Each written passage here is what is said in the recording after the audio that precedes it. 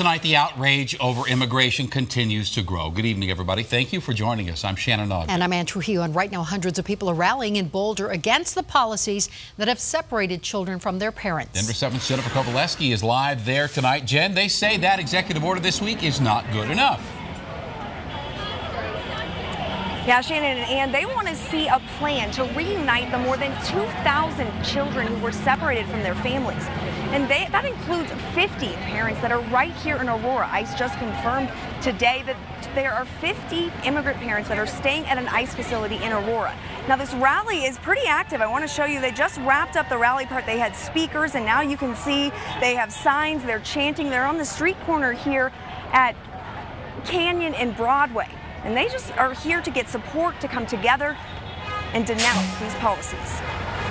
Innocents locked up in jail, there's no justice and... Is saying that Mr. Trump has no heart to put kids in jail, separate them from their parents, and leave them in these conditions. It says honk if you're outraged.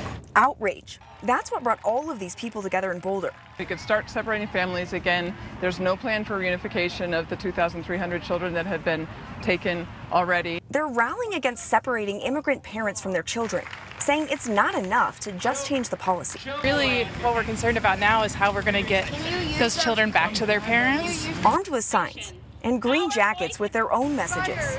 A subtle jab at Melania Trump for this coat she wore, saying, "I don't care, do you?" after a visit to a Texas detention center, a jacket that launched 1,000 tweets. It's pretty careless and rude. And then there's this prop, clearly meant to send a strong message. To simulate the conditions in which kids are being held in the detention facilities. You've seen them in cages. Every moment that they're away from their parents is another moment of being traumatized. Now back out here live, they are getting plenty of honks. You can see on the other side of the street, there are a good couple hundred of people out here right now rallying, holding up signs, all kinds of different messages here in Boulder. Now several different rallies just like this are happening at intersections all across the metro area right now. And there are several additional rallies planned this weekend, including in Denver.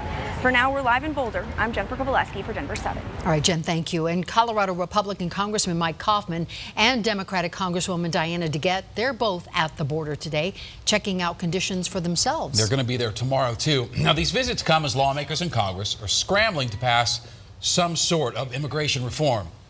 Tonight, the president is capping this week that has been framed by this border crisis by highlighting angel families. Now, those are families who have lost a member to violence at the hands of an undocumented immigrant. We're gathered today to hear directly from the American victims of illegal immigration. You know, you hear the other side, you never hear this side. You don't know what's going on. These are the American citizens permanently separated from their loved ones. The word permanently being the word that you have to think about, permanently. Now, many critics are calling out the president, saying it's a diversion from the real issue.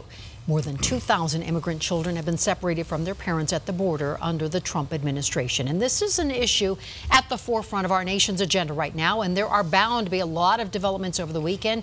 You can be sure we will continue to update you, and when we are not on the air, you can always check out the free Denver 7 app.